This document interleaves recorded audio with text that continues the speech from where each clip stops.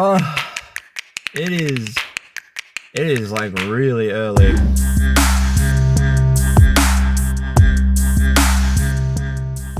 What's up guys, my name is Chris from Vo-Gus Prospecting. If you're new to the channel, a big warm welcome, and if you're an old moldy hat like the one I'm wearing, welcome back. Summer is fast approaching in Australia and that means warmer weather, so I have decided to go sniping, and sniping is just where you dive underwater and literally suck gold off the bedrock.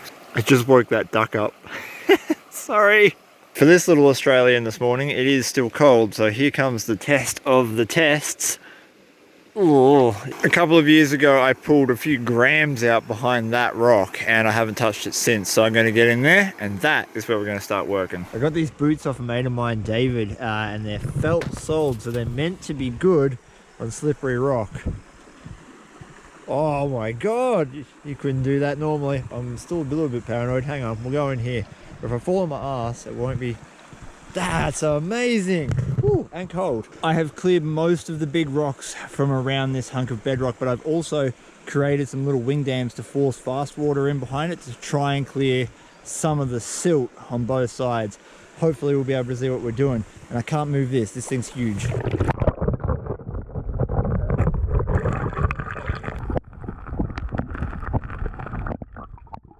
To reveal the bedrock and the gold, I used my hand to fan away the light gravels, and it wasn't long before I had my first cool artifact find.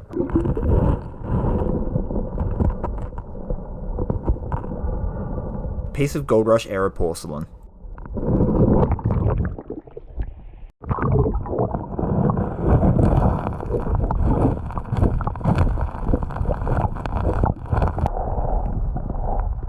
All the silt that I'd stirred up fanning away the light gravels had enticed some hungry yabbies to come down and say g'day.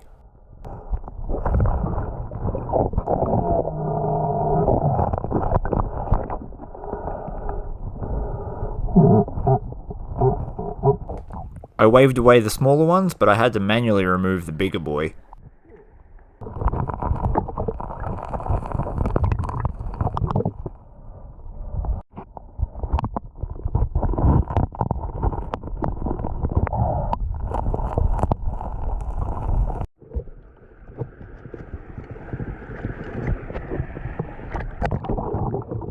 Packed gravels in any kind of crevice indicate that it hasn't been touched in a long time, and your chances of gold are much better, and some of them need gentle persuasion to get out of the way.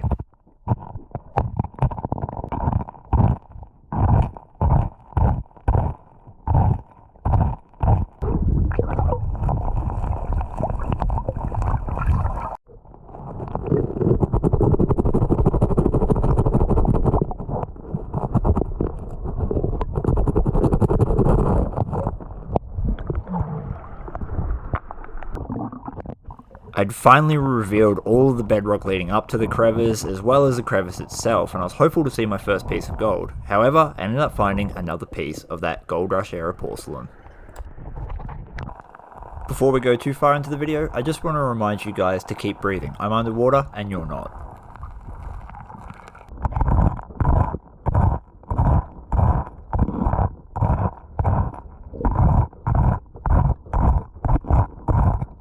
It's super frustrating. I've cleared a huge section of bedrock. I haven't seen one single piece yet. I keep getting fooled by mica because of the reflection off the granite. It's just, it looks like gold and it's not. Oh, I'm not down into the deepest part. The deepest part's where I found that really good take a few years ago. So we'll keep going, and otherwise we'll look somewhere else.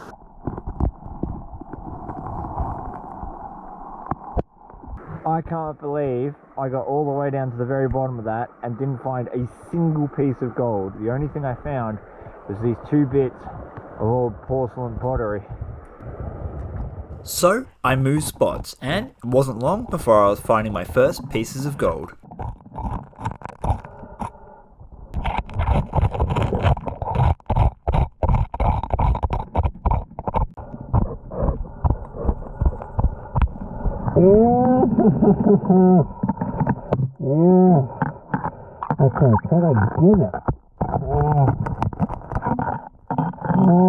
The problem was, the crack was so small, I couldn't quite get my tool down far enough to suck the piece of gold out, and I struggled for a while until eventually I got it.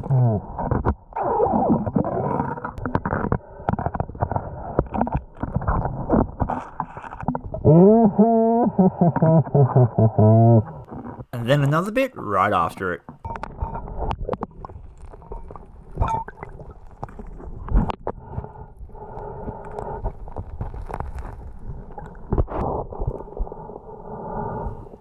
Unlike the mountain streams that pioneer Paulie hunts, the gold in my area is extremely fine, therefore I have to use a very gentle waving motion, and I'm looking for tiny pieces of gold that are under 1/100th of an inch. It's a bit hard to see them in this shot, but there's about a dozen pieces.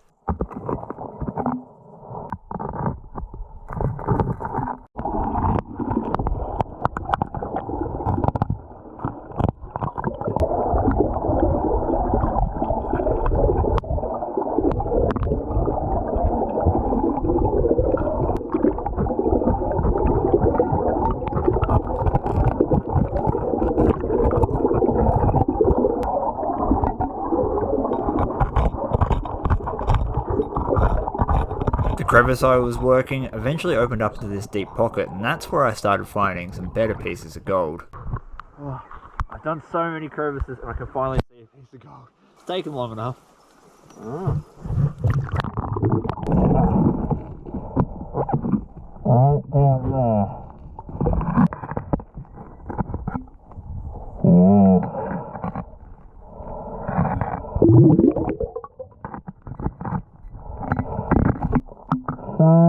Hey, just down in there.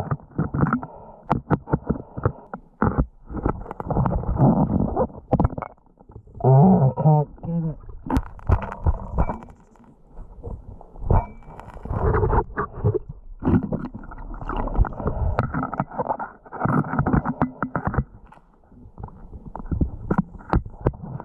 Yeah. Oh.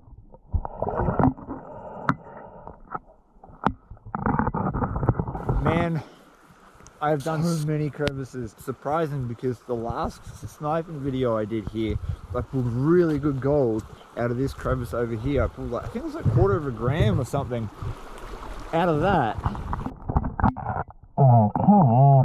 Even though I was finding consistent gold, I was having to cover a lot of ground to do it. And to make problems worse, my tools were just that little bit too fat to reach down the very bottom of these tiny little hairline cracks where the gold had decided to wedge itself. In the future I'm going to have to go back with some tweezers for the bigger, deeper bits, as well as some thinner scrapers. The crevice scratcher that I'm using was made by Blades by Baz, and the sucker tool was gifted to me by some American tourists out from Santa Barbara, California. You can watch the video where they visited, linked above.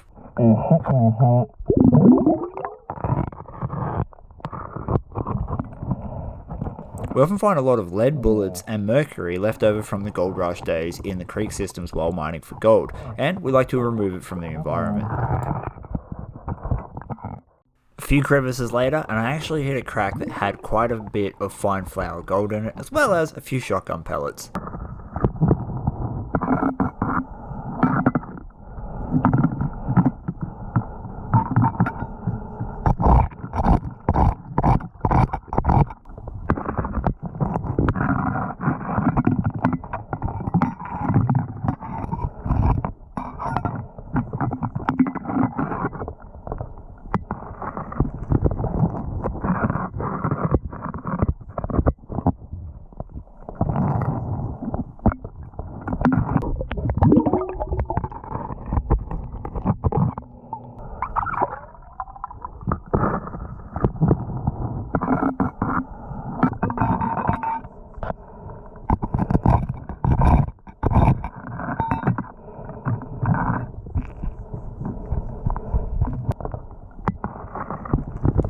And eventually, this crack gave up some of the bigger pieces I found that day.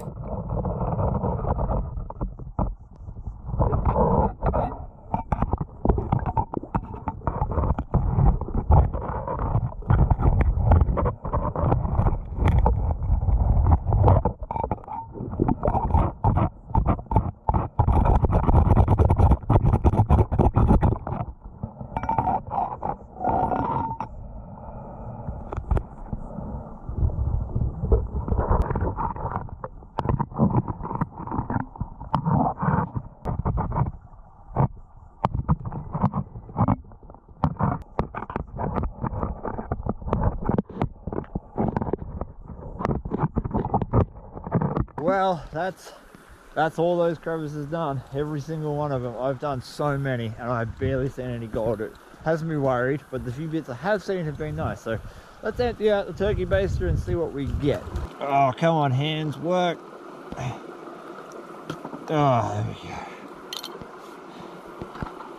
Now I'm filming on my GoPro, so it's not going to be the best quality, but I can see 1, 2, 3, 4 shotgun pellets that I managed to find.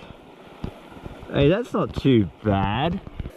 Not the greatest take I've got in one day, but those bits aren't too shabby, and that I'm happy with. That was the first piece I found that was stuck way down in that crevice, and man, that was hard to get out. But nice size flake, and just dozens of other little bits of flakes. These little pieces I didn't even see. I just assumed they'd be down there when I found like one of these and some clay at the bottom of each crevice, so I just sucked the bottom up. But hey, we got some gold. Right before we weigh the gold, the usual disclaimer. I'm a micro miner who does this for a little bit of fun. I enjoy being out in the bush. I love finding treasure. It's not about the monetary value of the gold. If it was about that, I'd buy a lease and an excavator and a wash plant. It shrunk. Well, that's all the gold I got from sniping next to a Clash Guitars pick and an Australian 10-cent coin for a bit of scale.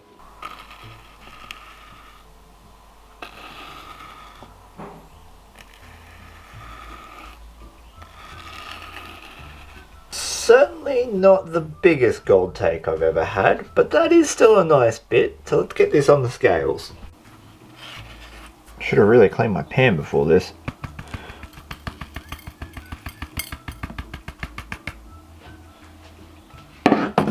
There would have to be only like $1 worth of gold in this entire thing, so I'm going to guess 0.05 and hope for the best.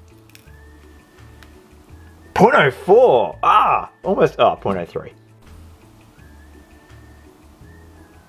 0.03 grams of gold is worth $2.39 Australian at today's gold prices. And I took that $2.39 and I spent it on the largest chocolate gold coin I could find. That's 80 grams of chocolate, coated in gold, which leaves me with 39 cents, which I shall save. Sniping is such a new form of prospecting to me. I have so much respect for people like Pioneer Paulie, Levi from the Tassie Boys, and Gary Two Toes from California, who go out regularly and do this. And I suppose the geology has a lot to do with it. My area has never been known for big nuggets. But that has brought us neatly to the end of this video, and I hope you have enjoyed watching it. If you'd like to support my channel further, please check out the description below where I have links to all my other social media, my Patreon account and my merchandise store, as well as a heap of links to other things you might find interesting. Remember to give your dog a big delicious scratch behind the ears for me, and until next time, epic music and an outtake.